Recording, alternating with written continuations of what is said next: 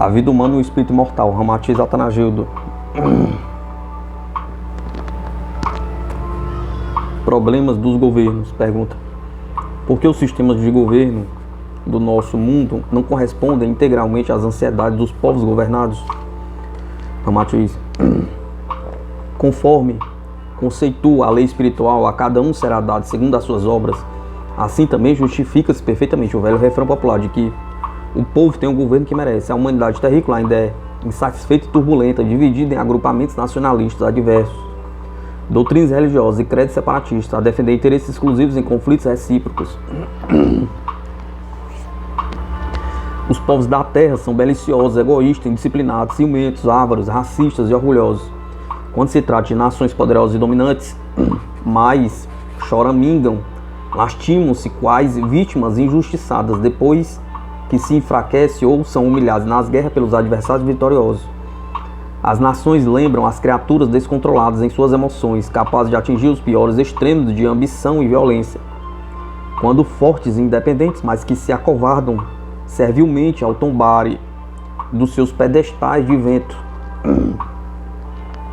Os povos gritam e protestam contra os seus dirigentes, taxando-os de políticos ambiciosos, corruptos ou venais, porque eles não lhes satisfazem integralmente as pretensões pessoais, mas esquecem-se de que são governados por homens da mesma fonte humana ou gerados no mesmo ambiente, os quais apenas refletem as idiosincrasias do todo que é governado.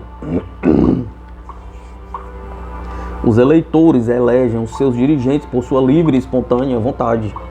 No entanto, quando parte desse quadro eleitoral avilta-se nos conchavos perfídias e estratagemas censuráveis a fim de eleger o seu candidato simpático, ou que fez as melhores promessas, evidentemente no clima de desonestidade, ambições e interesse de grupos, jamais surgirá um candidato isento de qualquer falha ou defeito, porque ele representa a síntese dos seus próprios eleitores. Os mandatários são produtos do próprio meio que governam, proporcionando os frutos segundo o tipo de adubo do terreno onde se nutrem. Pergunta: mas alguns povos têm sido governados por homens inteligentes, hábeis e honestos, que superam o próprio meio defeituoso onde se geraram. Que dizeis, Ramatiz? Na distribuição da carga espiritual que há de construir a humanidade terrícola, a administração sideral do orbe também escolhe certas épocas para a encarnação de espíritos benfeitores e sadios destinados a regerem ou governarem determinada nação ou povo. São verdadeiras intercessões de melhor quilate espiritual, a fim de que a humanidade não se atrofie num baixo nível intelectivo, artístico e moral. Esses magníficos condutores de povos traçam rumos sadios para o futuro e desalojam do meio os mandantes corruptos, egoístas e mercenários. Da mesma forma, outros de menor graduação sideral, porém corretos, dinâmicos e filantrópicos, são conduzidos à direção de indústrias, instituições culturais e científicas no mundo, apurando o sentido e os objetivos financeiros, econômicos, de modo a servir às massas menos favorecidas. Eis porque a humanidade terrena, em certas épocas, apresenta índices espirituais para melhor ou pior, comprovando quando predomina em seu seio uma carga de espíritos benfeitores ou defeituosos. A qualidade espiritual do orbe terráqueo, malgrado a sua natureza primária de escolha roceira, tem em certo tempo o seu gráfico também comum, acusando predominância de ascensão. Em determinadas fases, o planeta convulsiona-se pelos conflitos guerreiros e pela safra de tiranos e conquistadores dominados por instintos e paixões, enquanto desconhece os sentimentos mais comuns. O terreno lavra-se e reponta a erva daninha, sufocando os brotos tenros das boas sementes. No entanto, também ocorrem por vezes hiatos de paz entre as nações humanas, períodos pacíficos, laboriosos e até gentis,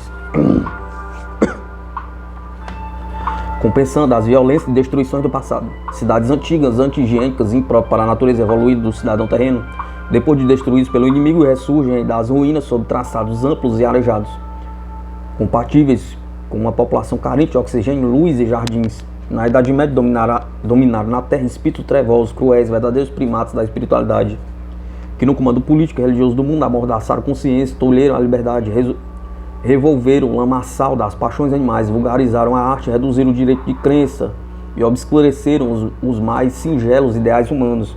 Após essa experiência tenebrosa em afinidade com a carga espiritual encarnada, o alto então frenou a descida em massa de espírito de quilate diabólico e programando a encarnação de linhagem espiritual superior. Renovou a face da terra, sublimando a arte, liberando a devoção religiosa e consagrando a bela vivência da renascença. Assim, quando predomina um tipo espiritual melhor, credenciado entre determinado povo ou certa nação, ele também se elege governantes inteligentes e dignos, que são produtos do melhor tipo de cidadão e administram corretamente. Pergunta.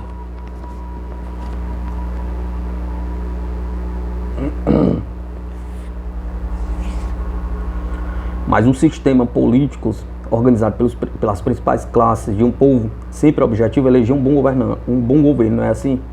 Amatiz. Os terrícolas ingenuamente criam um sistema de ismos e doutrinas onde pontificam grupos de interesses particulares para dirigir um todo, quando o sistema diretor há de ser sempre um produto eleito por credencial superior de toda a comunidade, considerando-se que num jardim a flor mais bela e odorante deve ser a rainha.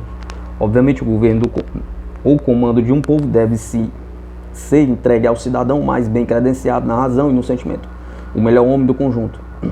Ele é o ápice da melhor qualidade do seu povo e deve ter comprovado na sua própria vida as credenciais que todos esperam vê-lo mobilizar em favor da coletividade. Nenhum povo consegue a solução política satisfatória, deixando-se governar por qualquer molde doutrinário político, produto de um grupo de pessoas associadas por simpatia e gosto particulares e constituindo-se num comando à parte. É absurdo um conjunto de criaturas de preferências pessoais políticas pretender dirigir um outro todo variadíssimo em sua gama psíquica, mental e emotiva, como é um povo ou nação, enfim, a própria humanidade. Não se pode fazer com a massa humana o que se faz com a massa de confeitos, onde a matriz escolhida pelo confeiteiro é que determina a forma do doce. Não é a figura dada ao confeiteiro que lhe determina a qualidade, mas isso é inerente à natureza do conteúdo que preenche o molde. Um sistema, doutrina ou partido político é um molde a ser preenchido por determinado tipo de homens afins em suas ideias, gostos e intenções. São os ingredientes particulares que nem sempre satisfazem o todo coletivo, que é do mais variado conteúdo. Daí a incoerência de indivíduos criarem um sistema ou partido político para dirigir um todo humano, cujo sistema deveria ser uma síntese do conjunto a ser governado. É algo como a disciplina e o equilíbrio que existe na função dos diversos órgãos do corpo humano, que para sobreviverem mutuamente submetem-se à regência do cérebro, isto é, à síntese comandante do próprio conjunto orgânico. Ele não particulariza, mas comanda cada órgão de acordo com a sua função e necessidade, atendendo-se especificamente ao equilíbrio e à harmonia do conjunto. Tornar-se-ia ilógico que o fígado, por exemplo, resolvesse criar um sistema baseado em sua própria função hepática, pretendendo com esse hepatismo governar a necessidade de todo o corpo humano. Um povo ou uma nação, indiscutivelmente, é um todo orgânico que materializa a síntese de uma só vontade psíquica, que deve submeter-se a uma direção espiritual superior. A eleição do mandatário de um povo devia mesmo seguir as normas do rigoroso concurso, tão comum nas funções públicas subalternas, em vez de produto de vontades aliados sob a flâmula de um partido ou sistema, ou mesmo da nomeação do grupo dominante. É preciso que esse homem selecionado para o elevado cargo público apresente, tanto quanto possível, mais alto índice de sabedoria, razão e sentimento investigados no seio do conjunto a ser governado. Em caso contrário, o todo passa a obedecer a um comando confeccionado em separado, e que não lhe proporciona um equilíbrio e harmonia somente possível através de um conhecimento global. Matiz. Podereis explicar-nos melhor esse assunto? Matiz. O governo de uma nação ou de um povo terrícola comumente ignora a sua imensa responsabilidade assumida perante a administração sideral, a qual realmente governa o planeta. Então se julga autorizado, independente, detentor de um poder máximo sobre certa coletividade, sem necessidade de prestar quaisquer obrigações para o governo oculto atuante no mundo, do mundo. No entanto, O imperador, o rei, o governador, ou mesmo o ditador não passam de mordomos agraciados, com a confiança divina, e por esse motivo server-lhe-ão exigidas depois da morte corporal as mais severas contas dos encargos da matéria. Jamais serão tolerados quando distorcem o sentido de sua governança em favor de seus interesses particulares e do enriquecimento do clã familiar, pois a lei espiritual não lhe perdoa a mínima subversão ao comando do patrimônio público. A governança na terra deriva de severos compromissos esquematizados e assumidos no espaço pelos seus responsáveis, uma vez que na movimentação de um povo ou nação também se inclui a recuperação kármica dos indivíduos que constitui o conjunto governado. Cada espírito encarnado está vinculado a um organograma sideral, onde se avaliam todas as possibilidades de êxito e fracasso eventuais na rota kármica. Após a desencarnação, cada um presta conta dos seus feitos realizados no mundo material e é responsável pelas defecções espirituais. Infeliz do governante terreno, que devido à sua ambição política ou inescrupulosidade, altera, perturba ou modifica a vivência dos seus governados, impedindo-os de cumprir certas tarefas kármicas ou afastando-os de objetivos de responsabilidade espiritual. Daí o conceito sideral, que é tão popular no além-túmulo, e assim se expressa: 1000 vezes ser um apóstolo do Cristo do que um ministro de Estado. Pergunta. Mas cremos que os políticos do mundo não encaram seriamente as vossas advertências quanto à responsabilidade que lhes é inerte perante a administração sideral da terra. Ramatiz.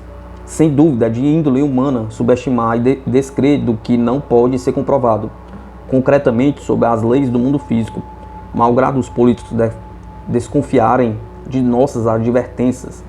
A vivência aí no mundo material não é produto do acaso, nem mesmo tudo se sucede à má troca, sem qualquer esquema sensato.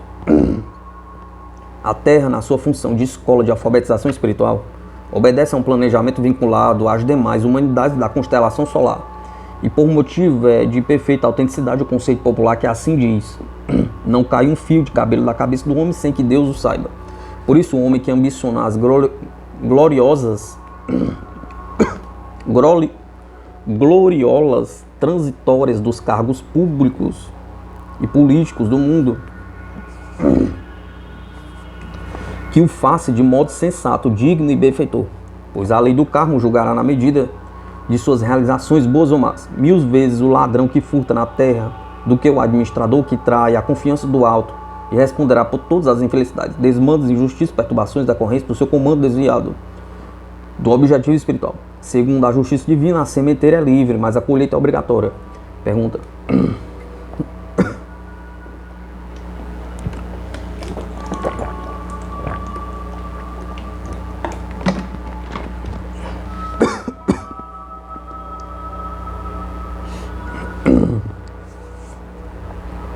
Pergunta.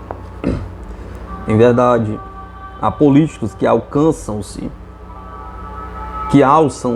ao poder, mas já são de índole delinquente, assim o seriam mesmo na vida comum. Ramatiz.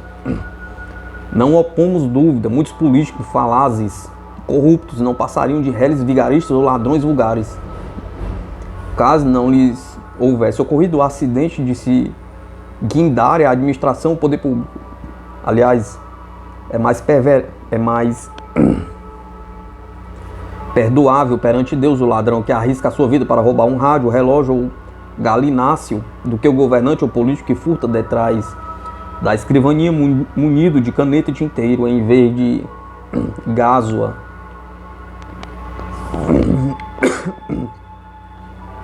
E ainda protegido pelas imunidades do cargo. É preferível o vigarista que engana um otário, um ambicioso, do que o homem público a zombar de milhares de eleitores aliciados para elegerem vereador, deputado, prefeito ou governador. Infelizmente, na esfera política do mundo, alimentada por partidos, doutrinas e sistemas específicos, há grupos afins, indivíduos que seriam problemas de polícia na pobreza encontram um clima favorável na administração pública para exercitar com sucesso a sua habilidade delinquente. Pergunta. E que dizeis dos governantes que, após situarem-se no comando administrativo de uma nação, tornam-se tiranos e às vezes levam o seu povo à ruína e ao desespero. Ramatiz. O déspota, o tirano em geral, é um produto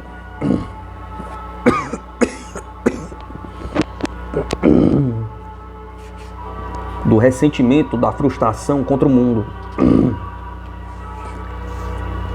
Quando ele vive na mediocridade, é servil, queixoso ou inseguro nos seus atos, remoendo a ira interior e evitando complicações prejudiciais. Então acumula energia por força de sua contenção compulsória, enquanto os mais extrovertidos dispersam forças e revelam seus atos à luz do dia. Em geral são invejosos, ciumentos, ambiciosos e facilmente hipócritas, ante a capacidade de esconder as suas verdadeiras intenções sobre preceitos morais e sociais da vida em comum. Odeiam facilmente e, depois de ressentidos, jamais esquecem a menor ofensa. Cada gota de água da hostilidade alheia eles contabilizam, exigindo a indenização de um tonel na hora oportuna. Calígula, alcunhado Botina, bajulava os fortes, beijava os pés dos poderosos e escondia-se debaixo da cama ante o mais inofensivo trovão. Guinado a imperador, praticou as mais espantosas crueldades e vingou-se impiedosamente de todos os que um dia ele cortejara.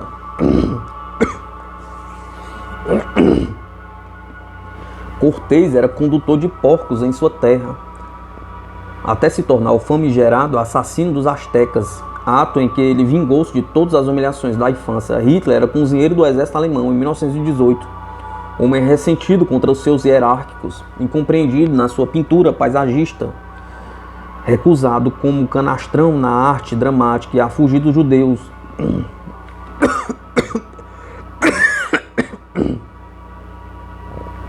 Que lhes viviam no encalço para a cobrança das prestações atrasadas.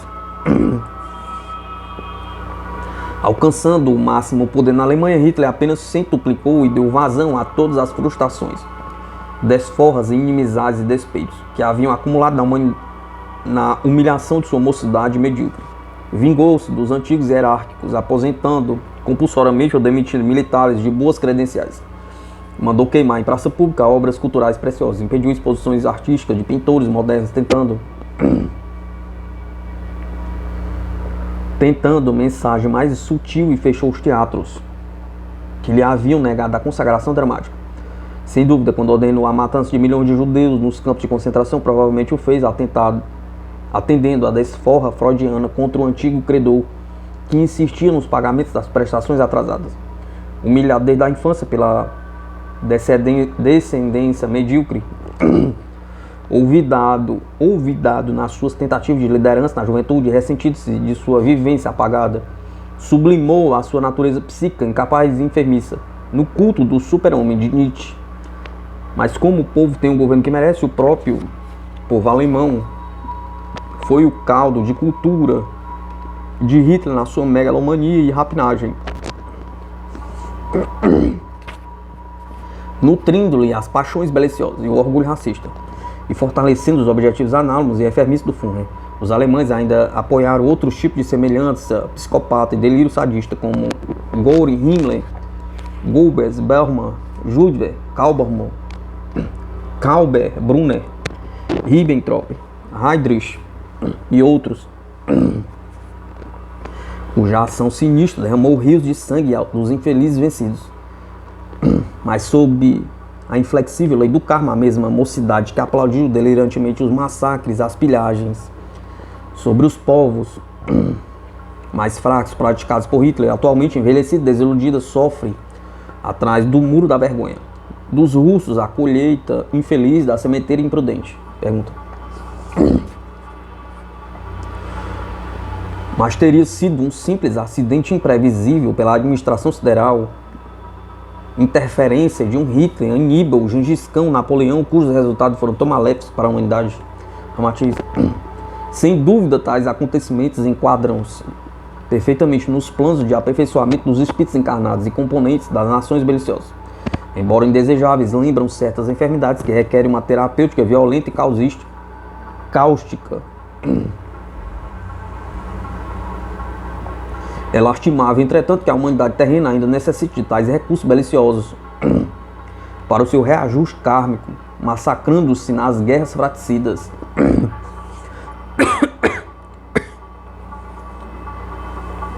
A destruir cidades, jardins, pomares, campinas e matas preciosas, onde depois graçam a fome, a miséria, a neurose e mutilação dos homens. Não opomos dúvida de que o bem também pode vir pelo mal, mas o sensato é que o bem se faça pelo próprio bem. Pergunta. Porventura, as campanhas libertadoras de Napoleão não trouxeram algum benefício ao mundo? Amatiz. Quando a administração sideral da Terra escolheu o espírito Napoleão para demolir os feudos e reinados escravocados do mundo, libertando muitas criaturas injustiçadas por senhores poderosos, vinganças políticas pessoais, jamais endossou-lhe a vaidade de sobrepor as suas ambições e desmandos acima da natureza de sua tarefa.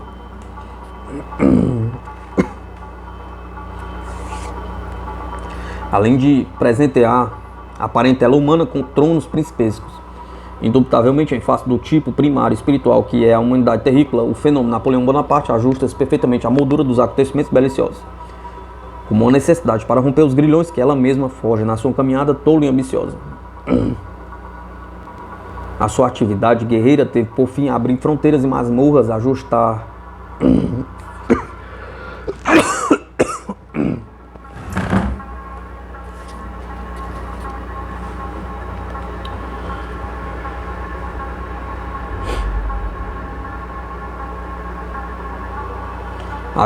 direitos e proporcionar ensejos para o reajuste de costumes, retificações de leis e amplitude de cultura e educação. Napoleão Bonaparte, como todos os guerreiros terrícolas, endeusou-se pelo poder transitório de destronar reis, ignorando que, através da reencarnação, tais reis e príncipes poderiam ter nascido filhos dos mordomos e guardas do Palácio Real. Houve reis, imperadores e príncipes tarados, imbecis, enfermices, genocidas como Nero, Calígula, Ivão o Terrível, Cômodo, Heliogábalo e outros, que em vez de serem recolhidos ao manicômio, dispunham da vida do seu povo como magarefe do seu gado. Entusiasmado pelo fascínio do poder humano, Napoleão julgou-se um raro espécime na face do mundo e assim tentou ultrapassar o próprio esquema kármico que o alto traçara como seu destino. Em consequência, após a fugaz gloriola do poder imperial transitório oficializado por Pio, ele terminou seus dias tristes e melancólicos na ilha de Santa Helena.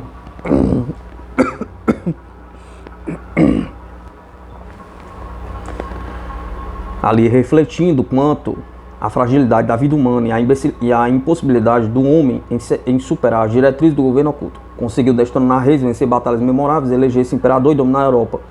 Mas latimavelmente não pôde extinguir o cabotinismo, orgulho, a vaidade, presunção, a atrabiliaridade, crueldade e a própria morte.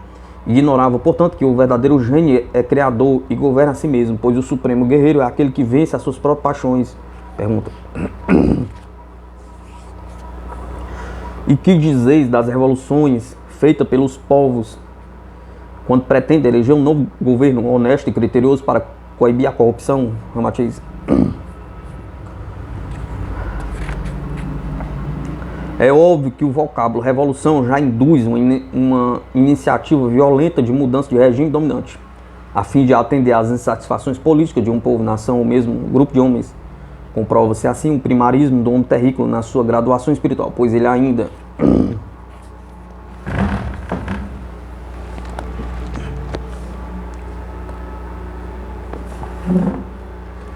não sabe resolver os seus problemas sociais, políticos, pátria e morais sem a violência que gera o clima de ódio, ciúme, competições e falsas glórias. As questões políticas, religiosas e sociais dividem o mesmo povo em diversas facções adversas, nutrindo uma guerra permanente. Ante a preocupação de cada conjunto, pretende impor a sua preferência e simpatia. Embora as revoluções glorifiquem os seus autores e os consagrem no altar dos heróis, patriotas, salvadores do povo. Em verdade, há sempre um jogo de interesse em que os grupos dominados reagem contra os grupos dominantes. A revolução já é um estado de espírito em cada homem sempre insatisfeito, pensando em mudar de qualquer forma, onde quase sempre procura exclusivamente o seu próprio bem. Quando este estado de espírito oculto se exterioriza na configuração de movimentos belicosos ou lutas sangrentas, apenas materializa a insatisfação de muitos homens afinados à mesma frequência de desejo. Só em caso raríssimo, o ideal isento de interesses pessoais move uma revolução em favor do povo, pois em geral a cobiça e a ambição são próprias dos revolucionários de todos os tempos. A prova é que incessantemente novas revoluções substituem as velhas revoluções, porque os salvadores do povo passam a cuidar de sua própria salvação. Por isso, apesar do benefício de que às vezes certas revoluções proporcionam sob uma intervenção superior, jamais elas podem promover a felicidade de um povo, porque não atendem especificamente os interesses totais da coletividade, mas são geradas por grupos de homens associados pela mesma simpatia grupal. Deste modo, enormemente na proclamação de salvadores, trata-se de um grupo afim e que passa a prestigiar exclusivamente os seus membros, desvinculando da salvação os depostos e os que não vibraram com o movimento revolucionário. Evidentemente, se a fidelidade, tolerância, renúncia, honestidade e o verdadeiro patriotismo de raça existissem unificados por um esquema evangélico do bem alheio, jamais haveria necessidade de revoluções, as quais apenas significam o corolário de uma insatisfação coletiva. Ademais, os homens terrenos ainda ignoram quais são os tipos de suas reações mentais e emotivas diante de acontecimentos incomuns, aos quais são lançados intempestivamente. Assim, eles podem variar e exceder-se profundamente ao contrário dos hábitos comuns, mudando o seu procedimento conhecido e revelando-se às vezes em completo antagonismo com as suas características conhecidas na vida cotidiana. Quem for uma incógnita para si mesmo, quando é levado ao cargo supremo de um povo, tanto pode ser benéfico como maléfico, dependendo das paixões, interesses ou ambições que o dominam. Sabe-se que muitos imperadores romanos iniciaram o seu reinado imbuídos das melhores intenções, tais como o caso de Nero. No entanto,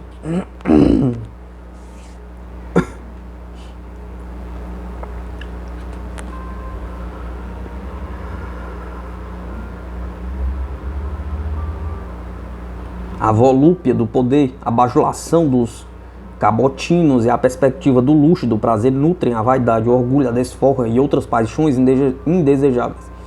Hitler parecia um homem inofensivo, servil e atencioso, quando era simples cabo do exército alemão, na guerra de 1914. No entanto, fascinado pelo comando e poder governamental, foi um verdadeiro flagelo para o mesmo povo que o aqueceu nas suas intenções e pretensos ideais de felicidade humana.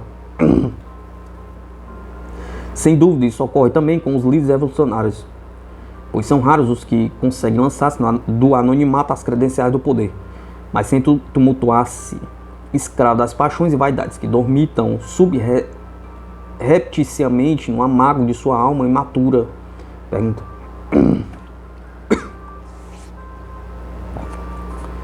Mas evidentemente há sempre uma boa intenção quanto à iniciativa de homens, os quais se congregam para mudar o regime ou o governo desejável e até corrupto, não é assim, Ramatiz? Na qualidade de espíritos desencarnados, interessados no comando superior do Cristo, não pretendemos analisar a psicologia das revoluções, nem motivações políticas ou sociais que as promovem.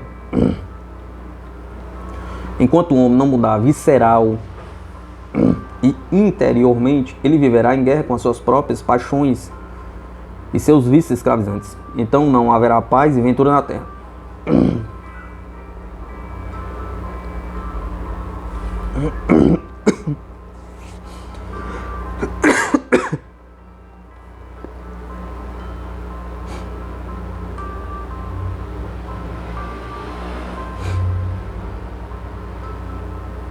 Seja qual for o tipo de doutrina ou sistema adotado para se governar o povo.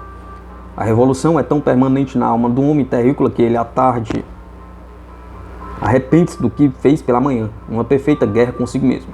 Assim permanece a luta silenciosa ou ruidosa no seio da família, da vizinhança, das ruas e nos estabelecimentos de trabalho, da diversão e até devoção. Os jornais comentam em manchetes berrantes roubos, crimes, estupro, violência, assalto, loucuras alcoólicas, viciações de entorpecentes, adultérios, prostituição, latrocínio, corrupção pública. Porventura, alguma revolução liderada por grupo de políticos ou patriotas, aquecido por paixões, algo semelhante poderá harmonizar e solucionar esse estado crítico e revolucionário inato do homem terreno? O advento do Cristo também foi uma revolução, pois de sua atuação sublime no mundo mudaram-se todas as formas da ação humana, onde o amor deve substituir o ódio, a humildade, o orgulho, a renúncia, a pilhagem, o bem ao mal, a paz, a guerra. O Mestre Jesus não se endeusou sob a vaidade infantil dos distintivos e penduricalhos no peito perecível. Nem liderou homens na glória do poder transitório, mas revolucionou o mundo lavando os pés dos apóstolos e sacrificando a sua vida pela felicidade da humanidade. Foi um revolucionário jamais igualado, porque ensinou o governo do espírito sobre as paixões e os vícios. Em verdade, os piores inimigos do homem, nas guerras ou revoluções do mundo, os militares ou civis marcham eufórico pelas ruas em passeatas crivadas de símbolos, bandeiras, fanfarras e fuzis, quais salvadores liderados pelas suas cabeças, êmulos de dulces e fúnebres que depois transformam as suas pátrias em ruínas. Jesus, no entanto, era apenas o grande amigo, cujo séquito revolucionário era composto de viúvas, pescadores e homens pacíficos, que manuseavam as armas do amor para estabelecer a paz e a compaixão na alma. Através do silencioso comando da alma, Jesus instituiu a revolução do amor, do bem e da paz para toda a humanidade, independente de raças, credos, sistema político ou entendimentos intelectivos. Enquanto isso, no mundo profano, um chefe revolucionário exige que sejam cumpridas as suas próprias preferências, simpatias e modo de julgar o mundo, isto é, o seu comportamento particular deve ser modelado, deve ser modelo de todos os seus comandos. Quando ele é visceralmente católico, como Franco e Salazar, o clero amordaça e domina quaisquer movimentos espiritualistas liberais, sendo ateu a relativa liberdade de agir os ateus, mas amordaça as doutrinas religiosas desprotegidas do regime inconstitucional, predispondo os quadros melodramáticos dos martírios. Se for um governo espírita, é possível que mande fechar as igrejas e os terreiros de Umbanda. Se for um governo fanatizado pela Umbanda, talvez feche todos os centros espíritas kardecistas. Catarina de Médici matava os católicos na França, mas Calvino, protestando, mata Servet na Basileia.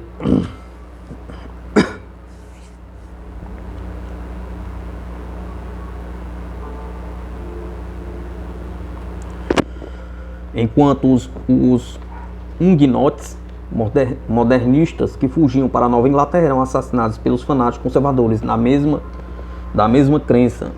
Os cruzados matavam os fiéis sarracenos e os muçulmanos e budistas hoje ainda se matam impelidos pela mesma ferocidade do tempo das cavernas. No entanto,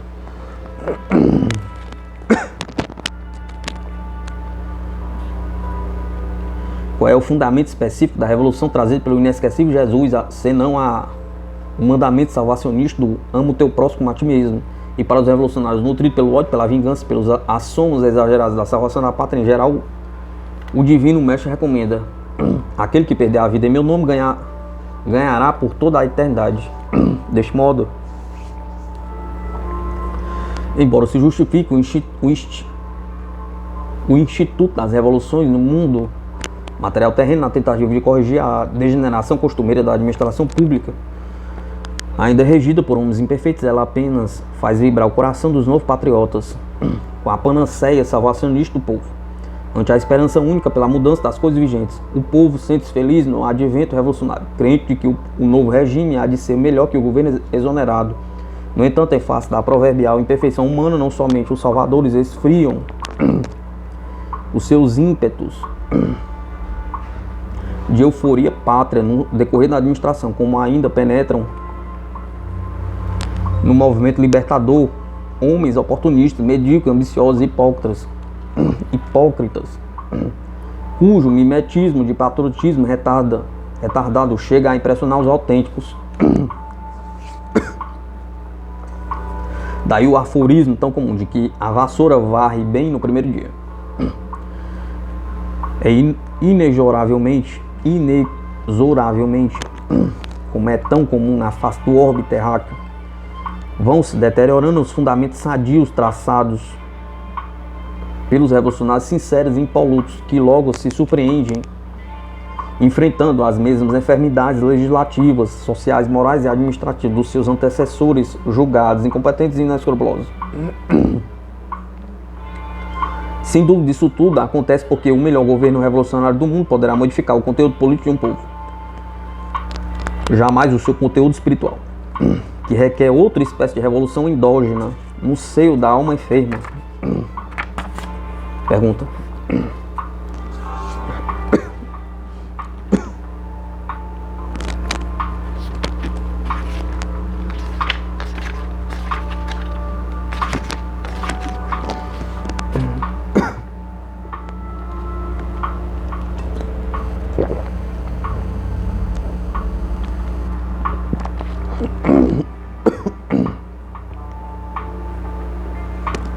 Pergunta. Mas um governo inteligente, operoso e honesto não proporciona um ambiente favorável para melhor índice educativo, social e assistente do seu povo? Ramatiz. Não basta apenas proporcionar um ambiente favorável pelo advento tecnológico ou científico para que o povo adquira a compreensão de si mesmo, pois até sabe, cientistas técnicos e grandes celebrações políticas e filosóficas do mundo têm se tornado assassinos ou corruptos. Evidentemente, eles tiveram todos os recursos para atingir o grau em comum que puderam manifestar sobre a maioria da humanidade. Mas a sua mediocridade espiritual os levou a cometer crimes e atos tão condenáveis quanto as ações culposas de um carroceiro ou compônio iletrado. Deste modo, concluímos que o mais requintado ambiente técnico, científico e intelectual do mundo jamais proporcionará a educação espiritual, que só é possível através de um código como o Evangelho do Cristo.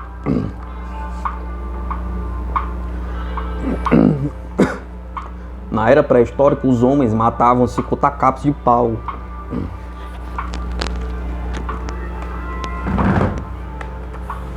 Depois, destruíam-se à distância com torpedos de pedra lançados por catapultas. Mais tarde, duelavam-se a espadas e facões. Em seguida, passaram a torrar hereges nas fogueiras da Inquisição, ou matar com arcabuzes nas sangrentas empreitadas das cruzadas na Ásia, ou na noite de São Bartolomeu na França. Finalmente, o mundo então foi agraciado por um notável surto de descobertas científicas.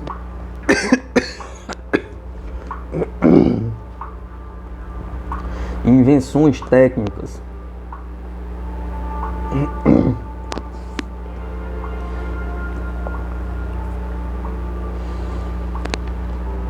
Que desenvolveram o conhecimento humano na caudulosa produção de livros, revistas, panfletos acessíveis a todas as criaturas. O primata hirsuto das cavernas transformou-se num cidadão barbeado e vestido de casemira, num gênio criador de computadores, submarinos atômicos, foguetes teleguiados, satélites artificiais e espaçonaves a pousar na Lua, além de dispor de fabulosa força extraída da intimidade atômica. É o poderoso mago moderno, cujas façanhas pelo controle remoto e a capacidade de defender o seu próprio planeta põe-se num chinelo lendário gênio da lâmpada de Aladim. Sem dúvida, isso seria bastante para melhorar o índice educacional, moral, social existente e o amparo do povo. No entanto, o terrícola apenas refinou a sua arte de matar, provando mais uma vez que toda a realização sem a égide do Evangelho do Cristo é infrutífera, criticável. É de senso comum que são os governos inteligentes e dinâmicos que favorecem o clima para a ciência e a técnica proporcionarem o máximo de conforto e requinte à humanidade terrena.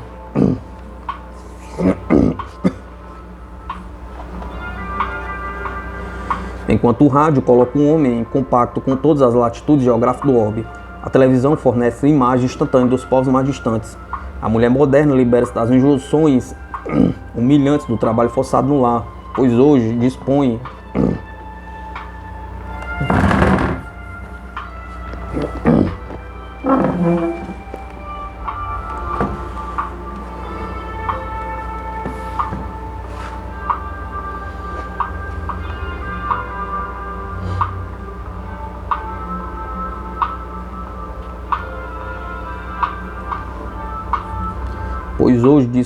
do liquidificador que substitui a anacrônica batedeira muscular. O fogão elétrico ou a gás extinguiu a função de foguista doméstica. A encerradeira opera servilmente, aliviando o pesado trabalho da limpeza do assoalho. A lâmpada mercurial substitui o lampião fumarento. A cinematografia panorâmica aposentou a velha lanterna mágica, expondo as imagens animadas e coloridas sob o som estereofônico. Em face dessas realizações técnicas, científicas e culturais modernas, os ricos de ontem seriam atualmente bem pobres, malgrado sua fortuna estagnada na frialdade de uma vida despida da vivacidade atual. A divulgação fácil de livros, recursos modernos de alfabetização, a cultura através de cursos básicos intensivos de técnica e técnica eletrônica, ainda a leveza do traje de tecido adequado à profissão, à situação, as soluções vitamínicas e controle específico sobre o recém-nascido, o exame pré-nupcial, a hibernação, o transplante de coração, rim, pâncreas ou olhos, as pílulas anticoncepcionais proporcionam ao homem do século XX uma vivência venturosa.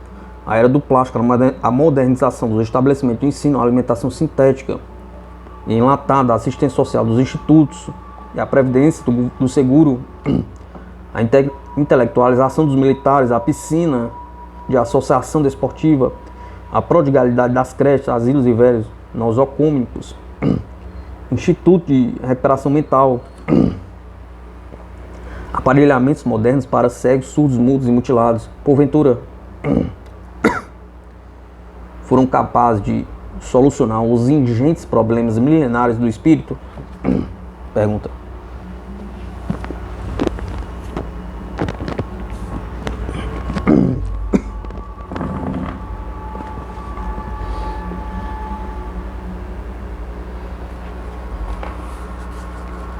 Pergunta. Poderei estender-vos mais um pouco sobre esse assunto de um modo ainda mais objetivo? A Matiz. Que faz um homem moderno, cientificista, psicanalista, checado, física, intelectual e psicamente, que se submete a todas as descobertas científicas, conhece todas as nuances da psicologia moderna, queima fosfatos na emperrada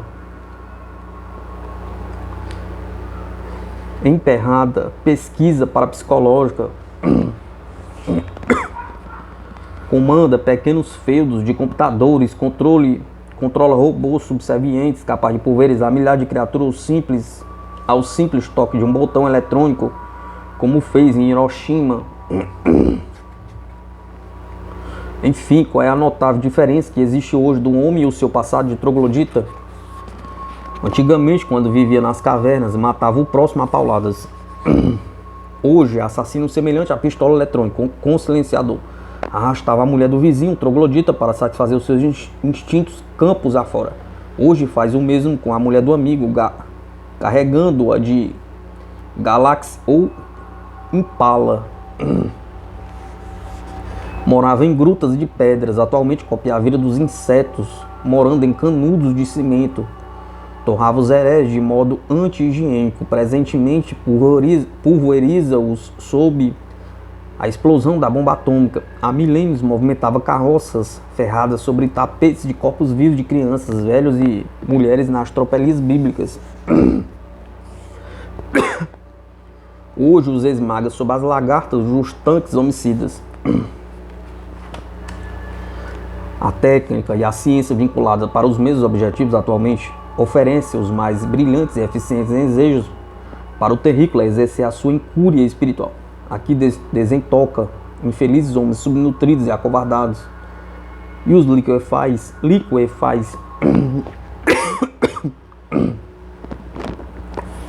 pelo fogo líquido do Nepal, ali trouxida pela bomba atômica, os inimigos de raça diferente.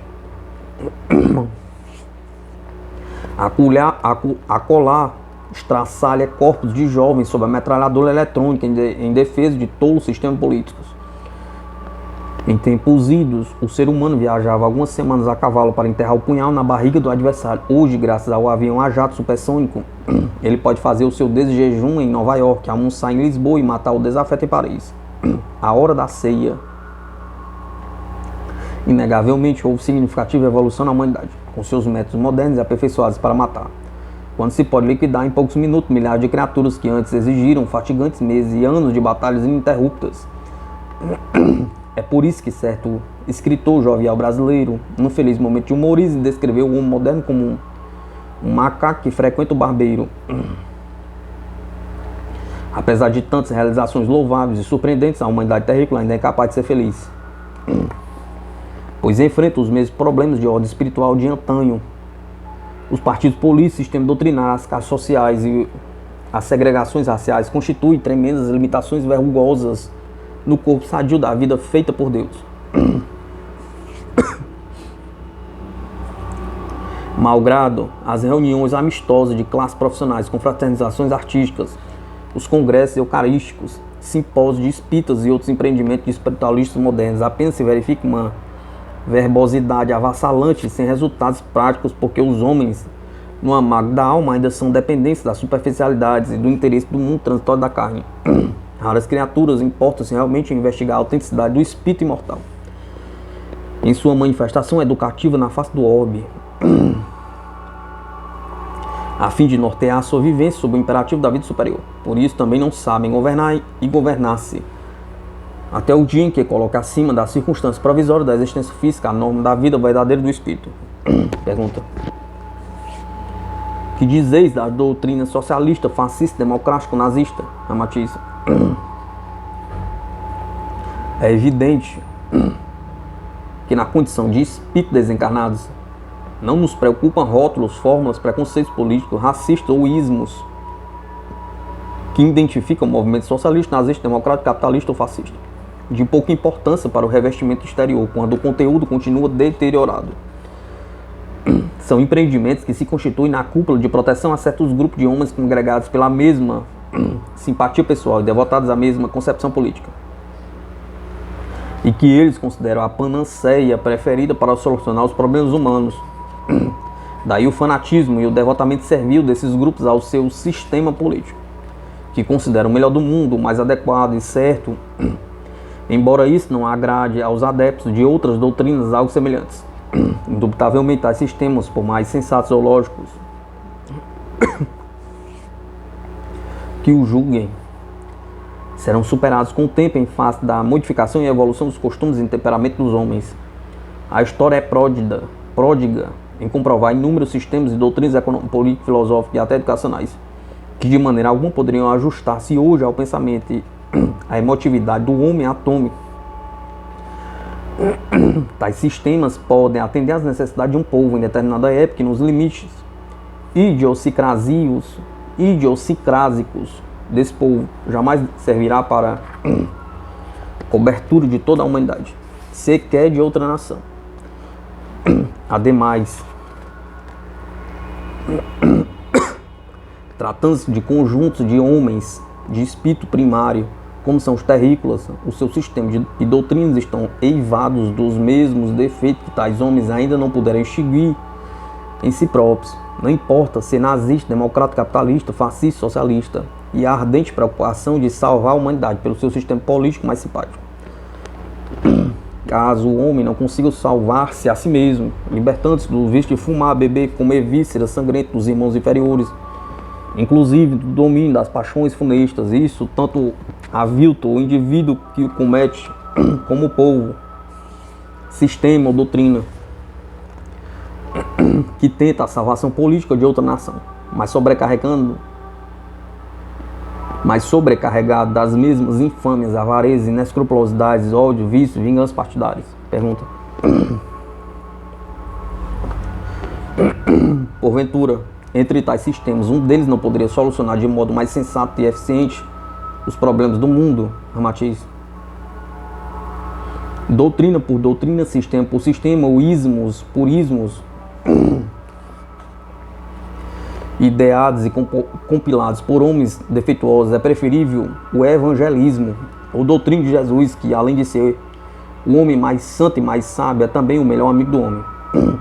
Trata-se de doutrina sadia, universalista e incriticável, que praticada por todos os homens elimina definitivamente todas as dificuldades, carências e desventuras da humanidade. Não é de estrutura capitalista, fascista, democrática, nazista, socialista, mas simplesmente regida por uma regra áurea, irredutível, que é o sublime sentimento do amor. Os homens não se salvam substituindo sistemas políticos, mas exclusivamente pelo exercício condicional do amor. No deserto da vida humana, só a doutrina de Jesus é o oásis, capaz de sedentar a sede do viandante, mas desesperado e infeliz. É a fórmula inalterável em qualquer latitude geográfica do mundo, clima social, político ou religioso, como a mais avançada solução moral e espiritual das relações entre os homens. Amar o próximo como a ti mesmo e fazer aos outros o que querem que te façam. Não se refere especificamente a grupo de homens socialistas, fascistas, democratas, nazistas, capitalistas, comunistas, socialistas, porém ao gênero humano. Os homens podem alegar que é difícil viver o evangelho, tal qual o mestre o viveu. Mas nenhum homem do mundo poderá negar que, se tal código moral for praticado pela humanidade, extingue-se todos os problemas econômicos, financeiros, políticos, morais, racistas, religiosos, e até recupera-se a saúde humana pela libertação dos vícios, das paixões mórbidas. Em consequência, não somos por nenhum partido, doutrina ou sistema político, filosófico ou religioso do mundo, mas apenas pelo amor pregado e vivido pelo Cristo Jesus, o qual é independente de quaisquer diferenças de raça, cultura, fortuna, política ou religião. Pergunta.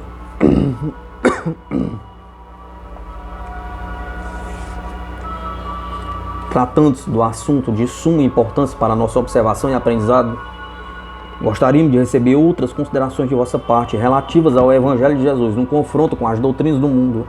Ramatins. É de senso comum que a saúde de um conjunto depende da saúde das partes. Em consequência, o equilíbrio, a harmonia e a eficiência do sistema político, social, cultural, religioso ou filosófico terão de depender fundamentalmente das condições sadias das partes. A beleza panorâmica de um jardim depende da harmonia e coerência estética entre as espécies de flores que o compõem.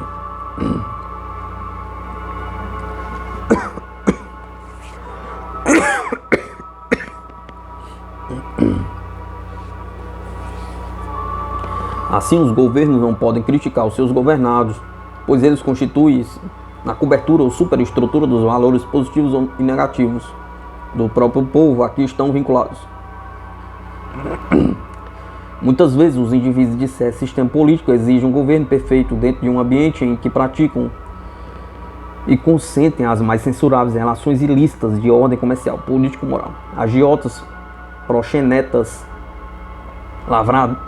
ladravazes, mistificadores, hipócritas, avarentos, falsários, sonegadores, imorais, fanáticos, subversivos, homicidas, alcoólatras e outros viciados não se pejam de censurar e arrasar o governo a que deram o seu voto, exigindo um homem iluminado no seio da própria abominação.